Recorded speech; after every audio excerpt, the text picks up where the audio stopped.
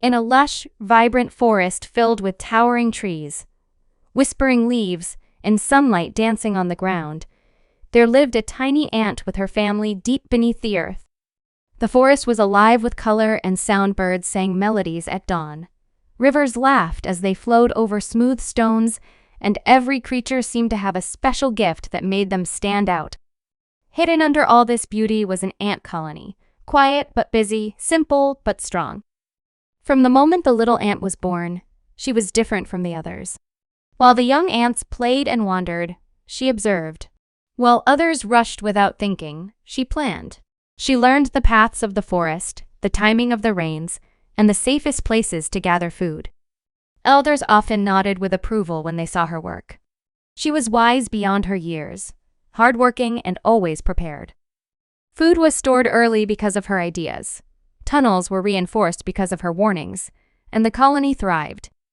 Yet, as the ant grew older, something subtle began to shift inside her heart. Every day, as she climbed toward the surface to work, she saw the wonders of the forest more clearly. One afternoon, she stopped to watch a peacock standing proudly in a clearing.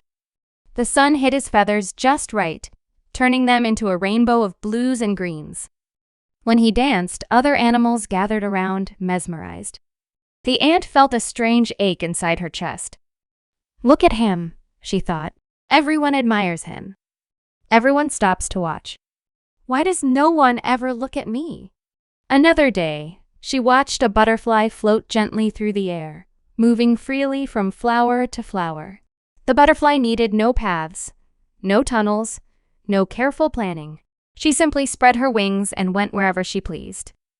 "Oh, if only I had wings," the ant whispered to herself. "Why must I crawl on the ground while others touch the sky?" Then there was the squirrel, quick, playful, and full of energy. In seconds, the squirrel could leap from one tree to another, her bushy tail flashing through the branches. The ant watched as the squirrel laughed, storing nuts with ease and speed. "Even she is faster than me," the ant thought bitterly. "Everyone has something special. Everyone except me." Slowly, quietly, jealousy began to take root in her heart. The ant who once woke before everyone else now moved more slowly. Her sharp focus faded. She gathered less food, forgot important tasks, and spent more time watching others instead of doing her own work. Her mind was always busy comparing beauty, speed, freedom, measuring herself against everyone she saw. The other ants noticed the change. "Why do you look so tired these days?" one asked gently. "You used to be so cheerful," said another. The little ant would smile weakly, say nothing, and continue walking. She did not know how to explain the heaviness she felt. How could she tell them that she felt small in a world full of greatness? Days passed, and the forest moved closer to a season of change. One dark morning, thick clouds rolled across the sky. The wind howled through the trees, bending branches and shaking leaves loose. Thunder roared like an angry beast, and rain poured down harder than anyone could remember. The storm was fierce. Rivers swelled and spilled over their banks. Trees cracked under the force of the wind. Homes built high and low were torn apart in moments. Panic spread through the forest. The butterfly tried to fly, but her delicate wings became soaked and heavy. She fell helplessly onto the wet ground, trembling. The squirrel's tree, old and weakened by the rain, suddenly collapsed.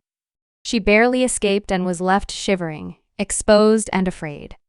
Even the proud peacock could do nothing. His beautiful feathers, once a symbol of pride, were drenched and stuck together. He could not dance. He could not even lift his wings properly. The forest was no longer a place of beauty, it was chaos. But deep underground, something remarkable was happening. The ant colony remained safe. Their tunnels, carefully planned and strengthened over time, did not collapse. Water flowed around them instead of through them. Food remained dry.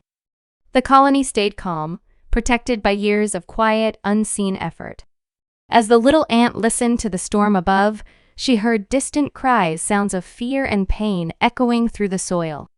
Her heart tightened. For the first time, she stopped thinking about what she lacked. She thought about what she had. Our tunnels, she realized.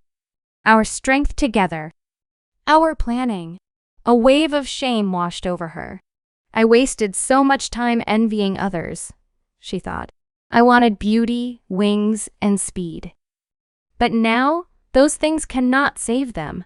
She felt something break inside, not in pain, but in clarity. At that moment, she made a decision. She ran through the tunnels, calling out to the colony. "We must help," she said. "The forest needs us. We are safe, and that means we are responsible." The ants listened. Without hesitation, hundreds of ants formed lines, moving with purpose. They emerged into the storm together, tiny bodies against massive forces, but united by courage. Some ants carefully lifted the exhausted butterfly, supporting her fragile wings, and carried her to a dry shelter beneath broad leaves. Others gathered twigs and leaves to build a warm, stable bed for the shivering squirrel, protecting her from the wind. A group surrounded the peacock, gently cleaning the water from his feathers, helping him stand tall once again. The animals watched in disbelief. How could creatures so small do so much? When the storm finally passed and sunlight returned, the forest looked different. Broken, yes, but healing. The butterfly, the squirrel, and the peacock approached the little ant. The peacock bowed his head. "I thought beauty made me great," he said. "But today, I saw a beauty far greater than feathers." The squirrel spoke softly. "I believed speed was strength, but true strength is service." The butterfly smiled warmly. "You may not fly, and you may not shine, but you saved us all." For the first time in her life, the little ant felt proud not because others praised her, but because she finally understood her worth. From that day on, she stopped comparing herself to others. She worked with joy again. She led with confidence. And she taught the colony a lesson that spread through the forest. Every creature has a purpose. Jealousy blinds us to our own gifts. When we spend our lives wishing for what others have, we forget the power already inside us. True greatness is not found in beauty, wings, or strength. It lives in kindness, service, and the courage to use what we have for the good of others.